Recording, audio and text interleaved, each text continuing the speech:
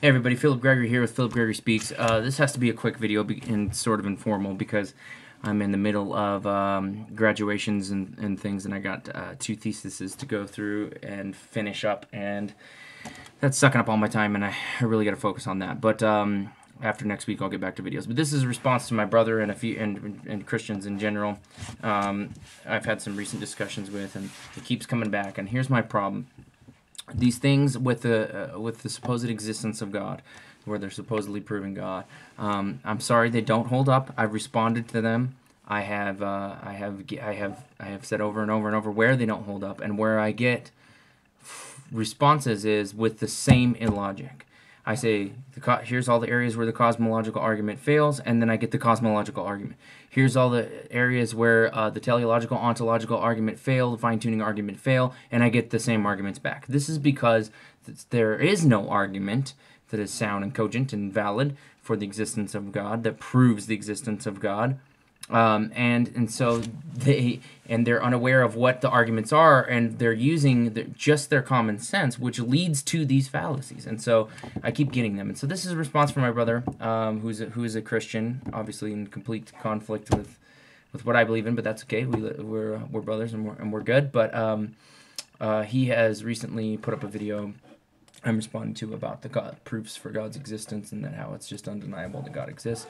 And I'm about to show once again, and hopefully this will clear it up. I've had to do a few videos, and I've apparently typing this out doesn't do it because I have to do the videos for each individual thing. So I guess I'll just keep going on this. But let me just quickly sum up again why these arguments for the existence of God fail. Okay, so I'm gonna start with the cosmological argument again real fast.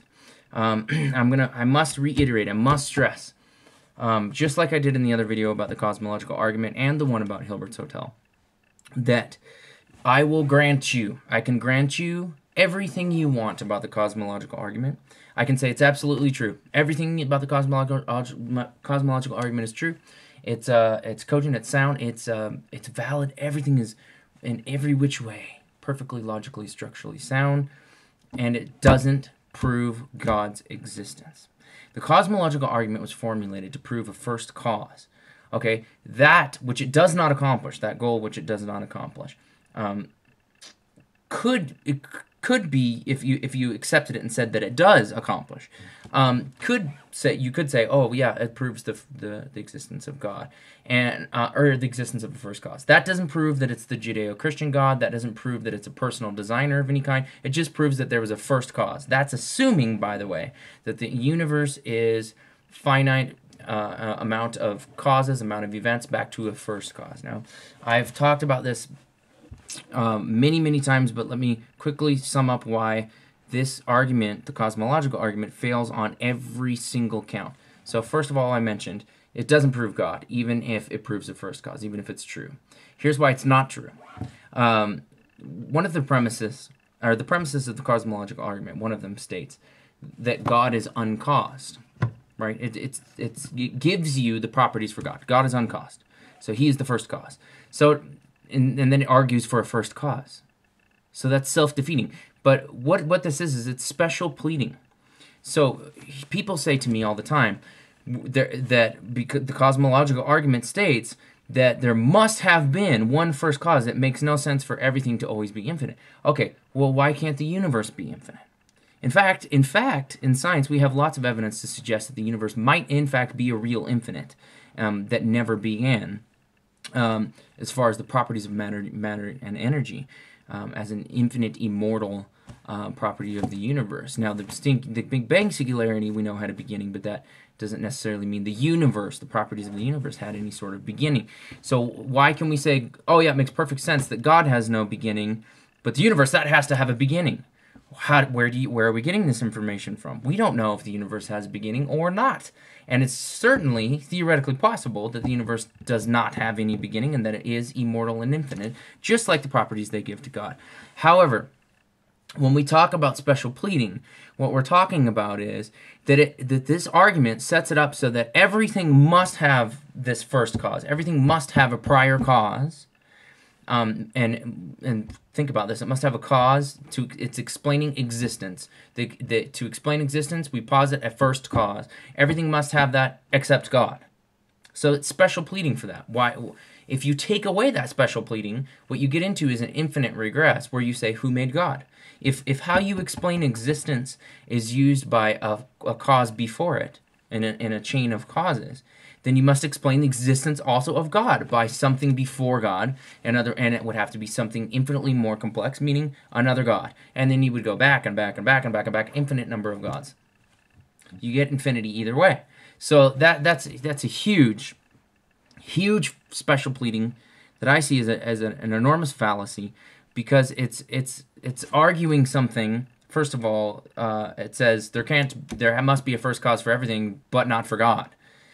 That's not a real great argument. If you want to follow the logic set up by those first couple of premises through, you find out it's a massive fallacy. Okay, so special pleading on the premise of first cause. Secondly, the argument for that the universe must be finite. That's another premise.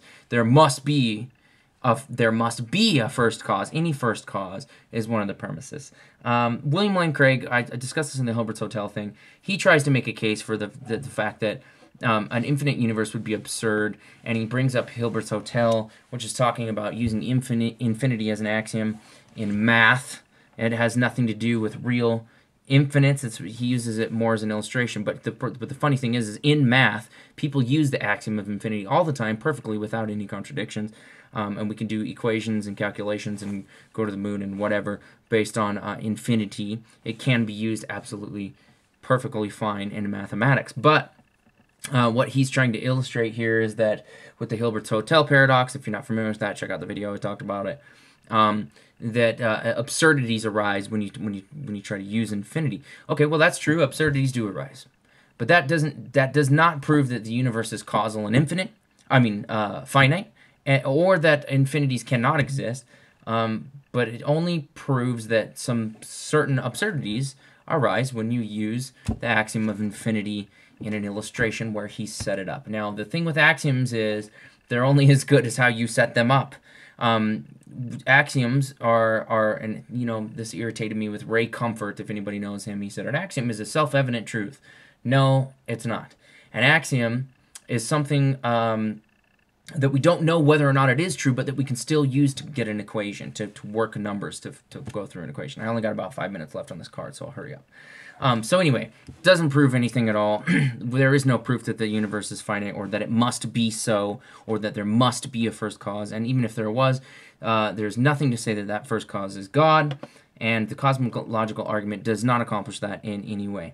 As far as the fine-tuning argument, which was brought up again recently, I'll just respond to this again. I don't know how many times I can say this. People look at complexity, and they look at how the sun is always within a certain distance of the Earth, and if that changed, if any of these things changed by even a fraction of a percent, then we would be wiped out. Yes, of course we would be wiped out. That doesn't mean that someone that's a good thing. It means that we're living on the precarious knife edge all the time. And at any given moment, even here on Earth, not to talk of the universe, we can be instantly wiped out if any of those aspects of nature change. And if that happened, where would God be? That doesn't prove anything other than things are complex. They're extremely complex and fine-tuned, but that doesn't prove that a designer made them so, or that someone is keeping them in check. It rather just illustrates that there is a knife edge that we live on, and things are extremely complex. That doesn't say anything about the Judeo-Christian God or any other God having set those things in place. Also, as far as that fine-tuned argument, if you talk about complexity, it does not need a designer for something to be complex. And I think it was Hume that said, if you were going to talk about order, the extreme fine-tuning of the universe and order in the universe seems to have a purpose. If you're going to talk about order and say that it must be God, then the only way you can do that is if order and purpose are observed only when they result from a design. If every time you observe order, it's from a design, every single time, then you'd have a little bit more strength saying that designer, that it must be a design and that the designer is God. But we know by looking at nature, natural selection, snowflakes, crystallization, all kinds of things in the universe, that order can arise, molecules, buckyballs, all kinds of things, that order can arise without someone designing it. Absolutely. undeniable evidence for that. So if that is in existence and we know that, then we can't just jump to the conclusion that a designer is responsible for the order means design, that complexity means design. That's a huge fallacy, not an argument. Okay, so I only have 3 minutes, and so I guess I better wrap up. I had a few more things to say. There are other arguments by Hume and a lot of other people that have just blown this cosmological argument, fine-tuning argument out of the water. Let me just, I got 2 minutes.